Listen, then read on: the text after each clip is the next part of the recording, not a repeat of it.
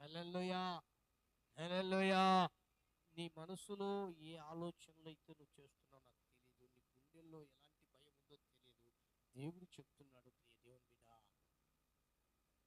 ధైర్యం తెచ్చుకో. దేవుని బట్టి ధైర్యం తెచ్చుకో.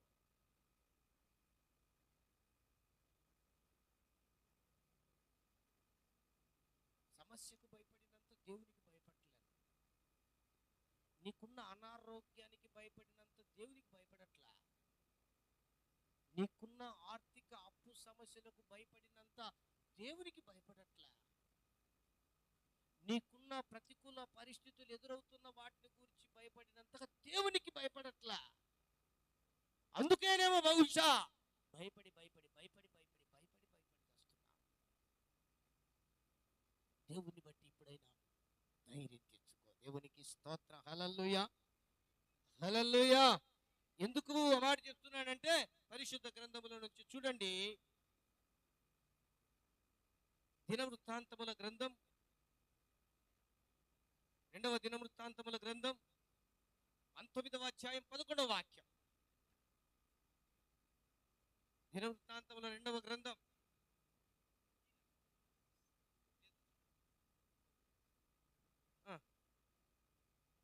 మరియు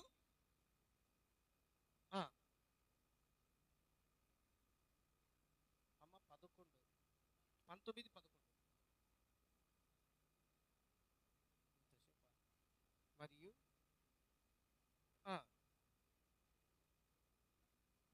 అమరియా కనిపెట్టుటకు యూదా సంతతి వారికి అధిపతియు ఇస్మాయేల్ కుమారుడకు జబద్యా ఉన్నాడు. లేవీయులు మీరు పరిచారకులుగా ఉన్నారు. ధైర్యం వహించుడి, మేలు చేయుటకై. అక్కడున్న వారితో, ఆ పేర్లు కలిగిన వారందరితో కూడా పేరు పేరున పిలిచి మాట్లాడుతున్నాడు దేవుడు.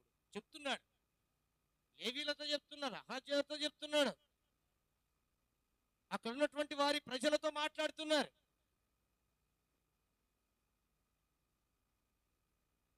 మేలు చేయుటకై నీకు తోడుగా ఉన్న ధైర్యం తెచ్చుకో, ధైర్యంగా ఉండు అంటున్నాడు. మనం ఎక్కడ కీడు కలుగుతుందా, ఎక్కడ అపజయం కలుగుతుందా, ఎక్కడ అనర్థాలు జరుగుతాయా, ఎక్కడ ఏ ఇబ్బందులు జరుగుతాయి అన్నట్టు మనం భయపడి వస్తున్నాం. దేవుడు అంటాడు, నేను మేలు చేయుటకు నీకు తోడుగా ఉన్న ధైర్యంగా ఉండు. మేలు చేయుటకు నీకు తోడుగా ఉన్నా, ధైర్యంగా ఉండు. ఈ రోజున ప్రియ దేవుని బిడ్డలారా, ధైర్యాన్ని కోల్పోతున్నడానికి కారణం ఏంటో తెలుసా అండి? ఒక్కటే, ఏంటి? దేవుని యందు నిలిచి ఉండలేక ధైర్యాన్ని కోల్పోతున్నారు. దేవుని యందు నిలకడలేక ధైర్యాన్ని కోల్పోతున్నారు. అది విశ్వాసంలో కావచ్చు, దేవుని యందు భయభక్తులు కావచ్చు, దేవుని యందు ప్రార్థనలు కావచ్చు, దేవుని యందు సహవాసంలో కావచ్చు, దేవుని మందిరంలో కావచ్చు, వీటన్నిటిలో నిలిచి ఉండలేక ధైర్యం కోల్పోవటం ద్వారా మనిషికి భయం పట్టి పీడిస్తూ మనిషిని ఏమండి బ్రతికుండగానే సచ్చేటట్లు చేస్తారు. వ్యక్తులను, కుటుంబాలను, సమాజాన్ని ఇలా పట్టి పీడిస్తుంది. నా ప్రియ దేవుని బిడ్డ, అందుకనే దేవుడు అంటాడు, నా కుమారుడా, నా కుమార్తె, ధైర్యంగా ఉందా. నేను మేలు చేయటకే మీకు తోడుగా ఉన్నా, కీడు చేయటం కాదు. దేవుడు మేలు చేయటకే తోడుగా ఉంటాడు కానీ కీడు చేయటకి ఎప్పటికీ. ఒకవేళ కీడు జరిగిందంటే ఆ కీడు జరుగుట ద్వారా నీకు రెండంతల ఆశీర్వాదం దాని వెనకల ఉంటేనే జరిగింది. దేవునికి స్తోత్రం. హల్లెలూయా. లేకుంటే జరగనివాడు. ఈ ఆశీర్వాదం నీకు సరిపోదురా నాయనా, వద్దమ్మా, నీకు ఈ ఆశీర్వాదం కాదు, ఇంకా ఎనికిల ఉంది, దీని ఎనికిల దాన్ని ఇస్తాని దేవుడు ఆపుట ద్వారా ఒకవేళ తాత్కాలికంగా కీడు జరగచ్చు, అంతే. అంతేకాని దేవుడు మాత్రం నీకు మేలు చేయుటకే తోడుగా ఉన్నాడు. అందుకనే ధైర్యంగా ఉండాలి మనం. దేవునికి స్తోత్రం, హల్లెలూయా. దేవుని యందు నిలిచి ఉండటానికి ఎప్పుడు, అందుకనే బైబిల్లో చాలా క్లియర్గా రాయబడింది, నా యందు మీరు, మీ యందు నేను నిలిచి ఉండి నేను మీరు బహుగా ఫలిస్తారు. నాకు వేరుగా ఉండి ఏమీ చేయలేదు. మనం ఎంత భయపడి మన కొద్దీ మనం మన శక్తి కొలదో, మన బలం కొలదో, మనకున్నటువంటి బంధు వర్గాల కొరకో, లేకపోతే మనకున్నటువంటి డబ్బులు వాటిని బట్టో, వీటిని బట్టో, పలుకుబడిని బట్టో మనము ఒకవేళ దేవుని యందు నిలవకుండా పక్కకి వెళ్ళిపోయి పోరాడితే నీవు ఏమి చేయలేవు. ఓయ్ ఓయ్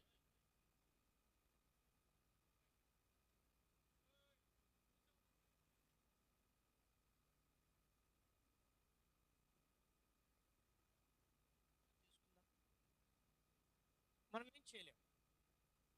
కానీ దేవుని నిలిచి ఉండే సవాల్ చేయాలి. దేవునికి స్తోత్రం, హల్లెలూయా.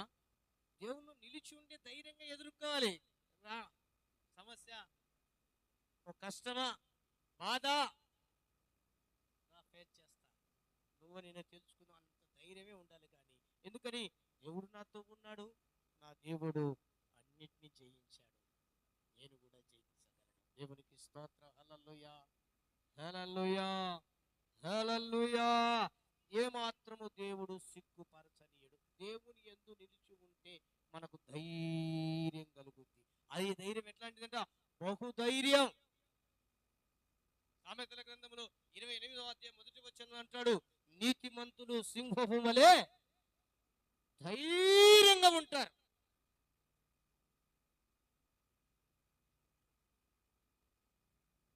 ధైర్యంగా ఉంటారు దేవుని బిడ్డలు. దేవుని యందు నిలిచి ఉన్న వారికి ఆ ధైర్యం వస్తుందండి. అధైర్యం కాదు, దేవుని ధైర్యం వస్తుంది. కనుక భయపడకండి, ధైర్యంగా ఉండండి. దేవుని యందు నిలుచుండండి. మీరు నిలకడగా ఉండండి.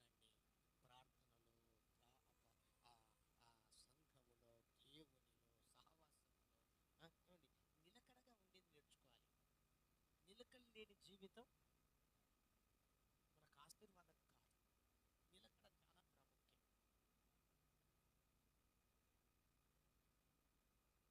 నిలిచి ఉందాం, దేవుని ధైర్యాన్ని పొందుకుందాం. మరొక మాట, అదే యోహాను పత్రిక, మొదటి పత్రిక 3వ అధ్యాయం 20వ వాక్యం, 20 నుండి చదువుతాం. దేవుడు మన హృదయం కంటే అధికుడై సమస్తమును ఎరిగి ఉన్నాడు గనక మన హృదయము ఏ ఏ విషయములలో మన యందు దోషారోపణ చేయునో ఆయా విషయములలో ఆయన ఎదుట మన హృదయములను సమ్మతిపరుచుకొని ప్రియులారా, మన హృదయము మన యందు దోషారోపణ చేయని ఎడల దేవుని ఎదుట ధైర్యము గలవారమగుదుము. మీకేమర్థమైతుంది? దీన్ని బట్టి ఇప్పుడు చదివినారు కదా, మరలా చదువుకోండి, ఏమర్థమైందో నాకు చెప్పండి.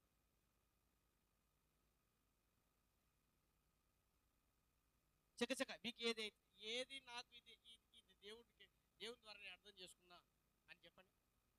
చకచక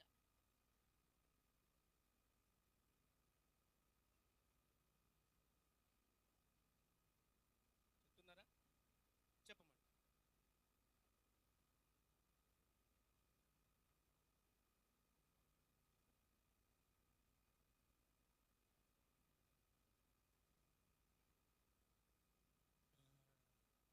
దోషారోపణ లేని హృదయం అంటే దాని అర్థం పరిశుద్ధత యందు అని దాని అర్థం. మీరు బాగా చదవండి, ఇంకా 2-3 సార్లు ఇంకా బాగా అర్థమవుతుంది. దోషారోపణ చేయని హృదయం అంటే సమ్మతించిన హృదయం, సమ్మతించని హృదయం కాదు. దాని అర్థం ఏంటంటే మనకు ఏదైతే ఇది దోషము అని మన హృదయము దోషారోపణ చేస్తుందో దానిని తీసివేసుకోవడం అంటే మనం ఏం చేయడము? ఎప్పటికప్పుడు పరిశుద్ధత యందు నిలిచి ఉండాలి. హల్లెలూయా. పరిశుద్ధత యందు నిలిచి ఉండాలి. అప్పుడు మన గుండెల్లోనికి ధైర్యం వచ్చేస్తుంది. అప్పుడు మనం ధైర్యంగా ఉంటాం. ఎప్పుడైతే మన హృదయములో, మన ఒంట్లో, మన మనసులో, మన ఆలోచనలో, మనలో ఎప్పుడైతే దోషారోపణ చేసే మలినం లేదా అపరిశుద్ధత ఏదైతే ఉంటుందో అప్పుడు మనం ధైర్యము గలవారముగా ఉండలేము. అవునా కదా? ఏం చేస్తుంది? అది ఎప్పుడు కూర్చుతూనే ఉంటుంది మనకి. ఆ, అది మనసులో ఆలోచన పుట్టిస్తుంటది. నువ్వు అలాంటివే, నువ్వు ఇలా చేస్తేవే, నువ్వు అలా నడిస్తేవే, అక్కడికి వెళ్తేవే, అలా ఉంటివే. ప్రతిది కూడా ఏం చేస్తుంది? దోషారోపణ చేస్తుంది. అప్పుడు ధైర్యం ఎక్కడి నుంచి వస్తుంది? భయమే. భయమే పుట్టుకొస్తుంది. నా ప్రియ దేవుని బిడ్డలారా, పరిశుద్ధత యందు నిలిచి ఉండాలి. అప్పుడు దేవుని ద్వారా మనం ధైర్యాన్ని పొందుకుంటాము. దేవుని ద్వారా ధైర్యము పొందుకున్నప్పుడు దోషారోపణ ఆ పరిస్థితి అన్నది మనకు దగ్గరికి రాదు. దేవునికి స్తోత్రం. హల్లెలూయా. హల్లెలూయా. మరి ఏ చోట నిలిచి ఉన్నావు? దేవుని యందు నిలిచి ఉన్నావా? పరిశుద్ధత యందు నిలిచి ఉన్నావా?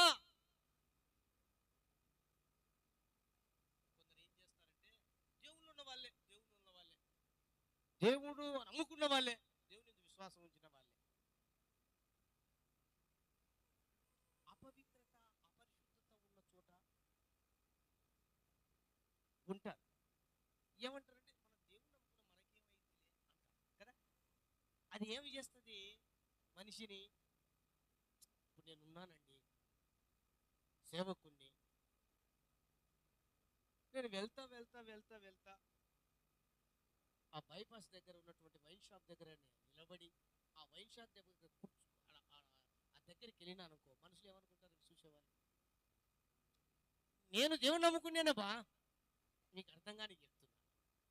ఏమనుకుంటావు? ఏంది ఆయన ఆ నిలబడ్డాడే, ఆయన కూడా తాతాడా మందు, ఎంతమంది చెప్తారో చూడు సార్. దేవుడు నమ్ముకున్నావు, మనకు అది మనకు తిట్టదు, నాకు కూడా తెలుసు, నీకు కూడా తెలుసు. కానీ ఆడికి పోతే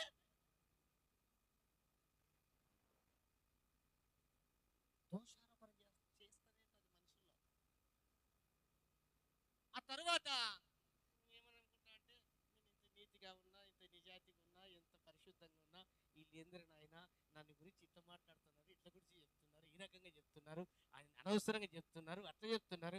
అందుకే అందుకే అందుకే నా ఏం వచ్చినా ఉండకపోయినా పోకపోయినా పోయినా ఎట్లా ఉన్నా అనుకునేటోళ్ళు అనుకుంటారు అని అని మా అనుకున్నాను అని పోకుండా అని బాప్తిసం తీసుకున్నా అని దేవుని యందు ఉండకుండా బయట ఉండనా అని అని చాలా మంది అంటుంటారు. ఎందుకో తెలుసా? కారణం అదే, ఉండే చోటు ఉండాలి. పరిశుద్ధులు పరిశుద్ధులు ఉండే చోటే ఉండాలి. అంతే కదండి. అపవిత్ర చోట, అపరిశుద్ధ చోట, అక్రమాలు జరిగే చోట, అవినీతి జరిగే చోట, డ్యాన్స్ వేసే చోట, డ్రామాలు ఆడే చోట, చిందులు వేసే చోట, ఇంకా ఏమనుకుంటారు? ఒకవేళ వాళ్ళు నీలో లేకపోయినప్పటికీ వాళ్ళు వీళ్ళు వీళ్ళు వాళ్ళు అనేసరికి నీకేమనిపిస్తుంది అంటే, అరే నీ ఆలోచన నాకు లేదే, ఇలా అంటున్నారే అనుకుంటే అనుకోలే, సరేలే అని నువ్వు కూడా కలిసిపోయే పరిస్థితి వస్తుంది. చివరికి కలిసిపోయే పరిస్థితి వస్తుంది. నేను ఇంతకుముందు ఒక ఉపమానం చెప్పా. బాగా రక్షణ పొందినోడే చర్చికి వస్తూ పోతున్నాడు. ఆ రోజు కూడా చర్చికి వచ్చే వెళ్తున్నాడు ఇంటికి. పాపం ఒక ఇలా ముళ్ళ పొదలో దారి పోయేటప్పుడు కంప చెట్టు నలుగురు ఫ్రెండ్స్ ఉన్నారు. ఈయన చూశాడు, తెల్లగా వైట్ అండ్ వైట్ వేసుకొని చర్చికి పోయి ఇంకా ఇంటికి పోతుంటా అంటే, ఎందుకు ఫ్రెండ్స్ కదా, ఎవరు నాకు నలుగురు చూస్తే నేను రా అంటే నేను ఎవరు మా ఫ్రెండ్స్ నేను పోయి దగ్గరికి వెళ్ళి దగ్గరికి పోయేసరికి ఏం చేసినారు వాళ్ళు పేకాట ఆడుతున్నారు పేకాట ఆడుతున్నారు వీడు పోయినాడు సరేలే మీరు ఆనిపోయి వెళ్ళిపోయింటే సరిపోయింది ఇది కానీ మనోడు అక్కడి నుంచి వచ్చినాడు కదా ఆ లోకంలో నుంచి ఆ పేకాటలో నుంచి పాపం నుంచి బయటకు వచ్చినాడు కాబట్టి మనోడు ఎక్స్పర్ట్ బాగా అందులో ఒకడో ఇద్దరు కొంచెం సరిగా ఆడనోడు ఉంటే వాడిని చూస్తూ ఉన్నాడు కొద్దిసేపు చూసేసరికి వాడు సరిగా ఆకు వేయలేకునంటే రే ఇదిగా తీసేది ఇదిగా తీసేది తిలే ఆడేది రాదు పెట్టేది రాదు అని ఈడు కూర్చొని చిన్నగా ఆట ఆడడం మొదలుపెట్టాడు ఆ లోపల పీప్ పీప్ అని పోలీసులు ఎత్తినారు దొరికిపోయినారు మనోడు వైట్ అండ్ వైట్ ఉన్నాడు బైబిల్ పట్టుకున్నాడు నేను దేవుని నమ్ముకున్నా అని చెప్తున్నాడు ఒరే నువ్వు నమ్ముకున్నోనివి బైబిల్ పట్టుకున్నోనివి దేవుని మందిరానికి పోయిస్తున్నానివి వీళ్ళతో నీకేం పని అడగడా పోలీసు వాళ్ళు అడగడా నేను కాదు నేను దేవుని నమ్ముకున్నా బాప్తిసం తీసుకున్నా అసలు నాకు దీంతో సంబంధం లేదు నువ్వు పోవడమే ఎక్కడ దొరికిపోయినావు ఎవరితో సహవాసం చేస్తున్నావు ఎవరితో సాంగత్యం కలిగి ఉన్నావు ఎవరితో కలిసిమెలిసి తిరుగుతున్నావు ఎవరితో మాటామంతి జరుగుతూ ఉంది ఏ స్థలంలో ఉన్నావు ఎక్కడ ఉన్నావు ఏం చేస్తున్నావు ఎవరితో కలిసి ఉన్నావు నేను ఇట్లా అట్లా అనుకోలేదు ఇట్లా అది కుదరదు అందుకనే దేవుడు అన్నాడు నీ హృదయము దోషారోపణ చేయకుండా చూసుకునే బాధ్యత నీది అంటే పరిశుద్ధతతో నిలిచి ఉంటే దేవుడు ధైర్యాన్ని ఇస్తాడు హల్లెలూయా హల్లెలూయా అక్కడ పోయిన నలుగురిలో మనోడు కూడా సమానం అయిపోయినాడు వాళ్ళకి ఎంత ట్రీట్మెంట్ ఇవ్వాలో ఈయనకు అంతే ట్రీట్మెంట్ ఇచ్చారు అట్లానే ఉంటుంది మన పరిస్థితి కూడా కాబట్టి జాగ్రత్త మనము పరిశుద్ధత యందు నిలిచి ఉంటే ధైర్యాన్ని పొందుకుంటాం హల్లెలూయా ధైర్యం పొందుకునుట ద్వారా ఏం జరుగుతుందో తెలుసా దినవృత్తాంతముల గ్రంథం 2వ దినవృత్తాంతముల గ్రంథం 5వ అధ్యాయం 15వ అధ్యాయం 7వ వచనం త్వరగా దినవృత్తాంతముల 2వ గ్రంథం 15వ అధ్యాయం 7వ వచనం కాగా మీరు బలహీనులు కాక ధైర్యం వహించుడి మీ కార్యము సఫలమవుతుంది హల్లెలూయా మీ కార్యం నువ్వు తలపెట్టిన పని నువ్వు పూనుకున్నటువంటి పని లేదా నువ్వు కట్టాలనుకున్న ఇల్లు లేదా నువ్వు పిల్లల చేయాలన్న పెళ్లి లేదా నీవు వెళ్ళే ఆ డ్యూటీ నీ పని నీ యొక్క కార్యం అది ఏదైనా సరే ఏమైతే సఫలమవుతుంది పరిశుద్ధతలో నిలిచి ఉంటే ధైర్యం వస్తుంది నువ్వు ధైర్యంగా ముందుకెళ్ళావనుకో నీ కార్యాలన్నీ దేవుడు సఫలం చేస్తాడు హల్లెలూయా మన కార్యాలను సఫలం చేసే దేవుడు అండి యేసయ్య విఫలం చేసేవాడు కాదు సఫలం చేసే దేవుడు కాబట్టి పరిశుద్ధతలో నిలిచి ఉండండి మూడో మాట చివరికి చెప్పి నేను ముగిస్తాను జ్ఞాపకం చేసి 1 యోహాను పత్రిక 4వ అధ్యాయం 16-17 వాక్యం త్వరగా మన ఎడల దేవునికున్న ప్రేమను మనం ఎరిగిన వారమై దాన్ని నమ్ముకొని ఉన్నాం దేవుడు ప్రేమ స్వరూపై ఉన్నాడు ప్రేమ యందు నిలిచి ఉన్నవాడు దేవుని యందు నిలిచి ఉన్నాడు దేవుడు వాని యందు నిలిచి ఉన్నాడు తీర్పు దినమందు ఓ దేవునికి స్తోత్రం హల్లెలూయా తీర్పు దినమందు మనకు ధైర్యం కలుగునట్లు దీని వలన ప్రేమ మనలో పరిపూర్ణము చేయబడి ఉన్నది హల్లెలూయా మనం ధైర్యం పొందుకోవాలంటే దేవుని ప్రేమలో నిలిచి ఉండాలి హల్లెలూయా ఈ లోక ప్రేమ కాదు ఇతరితర ప్రేమ కాదు దేవుని ప్రేమ, క్రీస్తు ప్రేమ. ప్రేమ దేవుని ప్రేమలో నిలిచి ఉంటే ఏం కలుగుతుంది? ఏమో డబ్బు పెట్టి కొనేదిగా, ఇవన్నీ మనకు ఉచితంగానే ఇచ్చినాడు దేవుడు. దేవునికి స్తోత్రాలు. హల్లెలూయా. దేవుల్లో ఉండడం డబ్బు పెట్టేదా? కాదు. పరిశుద్ధతలో నిలిచి ఉండడం డబ్బు పెట్టేదా? కాదు. కానీ ప్రేమలో దేవునిలో దేవుని ప్రేమలో నిలిచి ఉండడం ఆ డబ్బు పెట్టేదా? కాదు. మనం ధైర్యంగా ఉండాలంటే దేవుని ప్రేమ మనలో నిలిచి ఉండాలి. దేవుడు మనలో నిలిచి ఉంటాడు. అది ధైర్యాన్ని కలగజేస్తాడట. ఆ ధైర్యం అలా నిలిచి ఉంటే ప్రేమలో, బైబిల్లో రాయబడింది అక్కడే ఏమంటాడు? మన ప్రేమ పరిపూర్ణమవుతుంది. దేవునికి స్తోత్రం. హల్లెలూయా, హల్లెలూయా. పరిపూర్ణ ప్రేమ అవుతుంది. క్రీస్తు ప్రేమ, ఆ ప్రేమలో నిలిచి ఉందా? ఆయన ప్రేమ ఎలాంటిదో మనకు బాగా తెలుసు. క్రీస్తు ప్రేమలో నిలిచి ఉందా?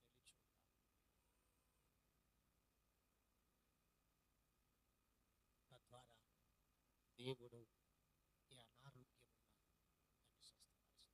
ఏమన్నాడు? ఒక రోజున అలా ముందుకు వెళ్ళిపోతా ఉంటే 12 సంవత్సరాల నుంచి బాధపడుతుంది. రక్తస్రావం అవుతాం. బిక్కు బిక్కున, భయం భయమున, ఎదుటికి రాలేక, దగ్గరికి రాలేక, పిలవలేక, చెప్పుకోలేక, భయంతో ఎనిక్కిపోయి ఏం చేసింది? యేసు ప్రభు యొక్క చెంగు ముట్టింది. కేవలం వస్త్రం ముట్టింది. వెంటనే అన్నాడు, కుమార్తె ధైర్యం తెచ్చుకో, నీ విశ్వాసం నిన్ను స్వస్థపరిచింది. హల్లెలూయా. చూసారా? మనం ఆరోగ్యం బాగా కావాలంటే ధైర్యమే.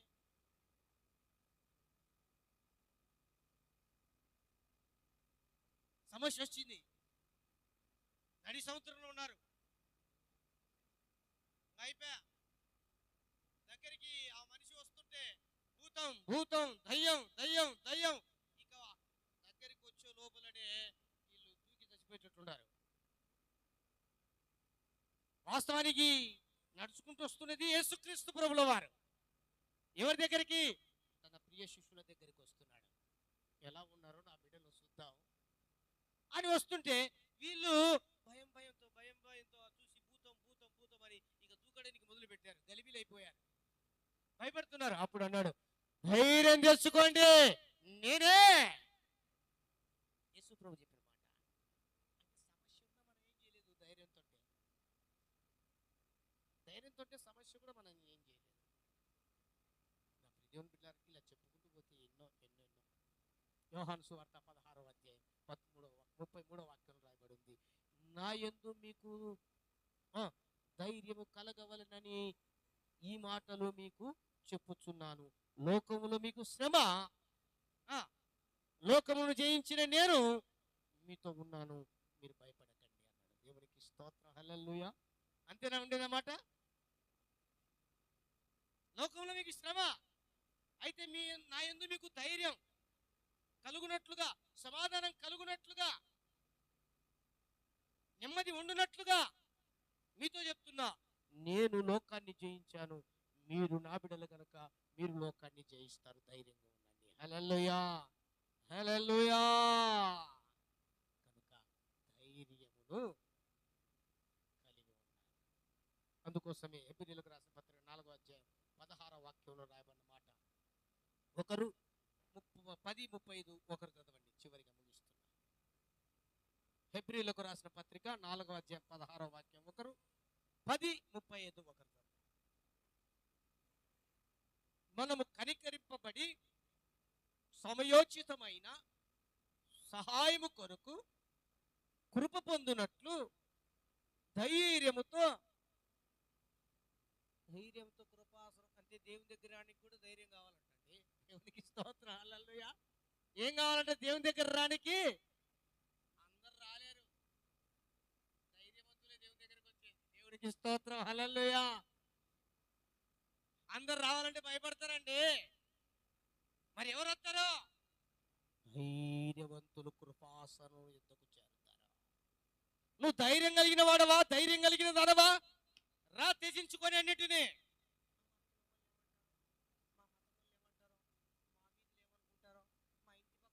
ఏమనుకుంటారో, మా రక్త సంబంధులు ఏమనుకుంటారో, ఎంతకాలం భయపడి భయపడి చస్తావు? ఎంతకాలం భయపడి చస్తావు? దేవుని దగ్గర రానికి కూడా భయమేనా? దేవుడు అంటాడు, ధైర్యం తెచ్చుకో, దేవుని దగ్గరికి రా, దేవుని దగ్గరకు కృపాసనం దగ్గర రా, నీకు ధైర్యం ఇస్తాడు దేవుడు. ఇంకా భయపడుతున్నావా? ఈ రోజైనా త్యజించు. ఇక్కడ ఉన్నా, వెలపట ఉన్నా, ఆన్లైన్లో నువ్వు చూస్తున్నా కూడా వెంటనే కృపాసనం ఎత్తుకు ధైర్యంగా బయలుదేరు, దేవునికి అప్పగించు. ఇంకా నువ్వు వేటిని కూర్చో భయపడి సస్తా ఉన్నావు. వద్దు, ఆ భయం వద్దు. ఇంకా ధైర్యం తెచ్చుకో, ధైర్యం తెచ్చుకో. మధ్య 35వ వాక్యం. కాబట్టి మీ ధైర్యమును, వచ్చిన వారు, ధైర్యంగా ఉన్నవారు, దేవుని యందు నిలిచి ధైర్యం పొందుకున్నవారు, పరిశుద్ధత యందు నిలిచి ధైర్యం పొందుకున్నవారు, తరువాత ఆ ప్రేమలో నిలిచి ఉండి ధైర్యం పొందుకున్నవారు ధైర్యాన్ని విడిచిపెట్టకూడదు ఎప్పటికీ. ఈ ధైర్యం ఎంతవరకు ఉండాలంట? దేవుడు వచ్చి దేవుని దగ్గర నిలబడేంత వరకు. హల్లెలూయా. అసలు దేవుని దగ్గర నిలబడాలంటే ఈ ధైర్యం కావాలి మనకి. ఈ ధైర్యం లేకపోతే దేవుడు వచ్చినప్పుడు మనం నిలబడలేము. నిలబడాలంటే ధైర్యం కావాలి. ఈ ధైర్యం కావాలంటే దేవుని కృపాసనంలోనే దొరుకుతాయి, అంటే దేవుని మందిరంలోనే దొరుకుతాయి, దేవుని సన్నిధిలోనే దొరుకుతుంది, మనకు ఎక్కడ దొరకదు. ఆ దేవుని సన్నిధిలో నిలిచి ఉండాలి, ఆ దేవుని పరిశుద్ధతలో నిలిచి ఉండాలి, ఆ దేవుని ప్రేమలో నిలిచి ఉండాలి. అలా అనుభవించిన ధైర్యం పొందుకున్న వారు ఎలా ఉండాలంటే విడిచిపెట్టకూడదు. ఇక్కడ అయిపోయినాక దేవుని ధైర్యం గురించి బల్ల గురించి చెప్పినాడు, భయపడొద్దన్నాడు, ఏదైనా కూడా అని చెప్పి ఇంటికి వాళ్ళ పోతారే మామూలు అని అనుకొని భయపడిపోవాకు.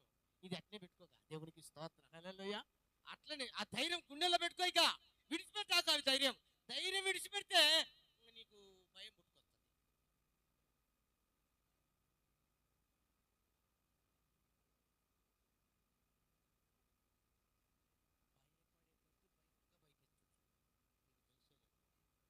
ఎంత భయపడితే అంత భయపెడుతుంది భయం.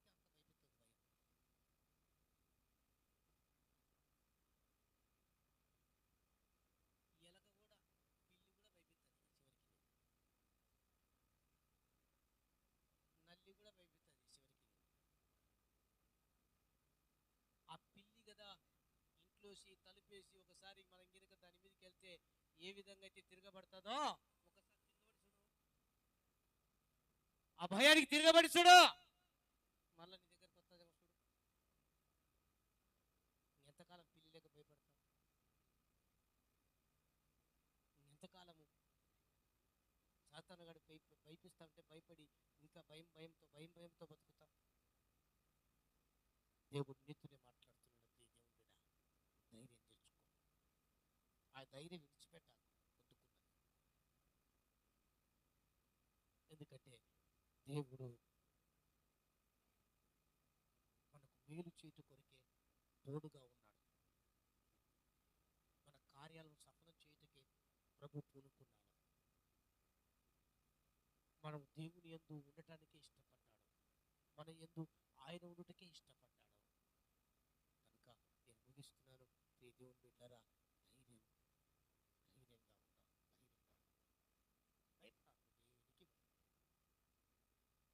దేవునికి అప్పగించు, ధైర్యం విడిచిపెట్టాలి.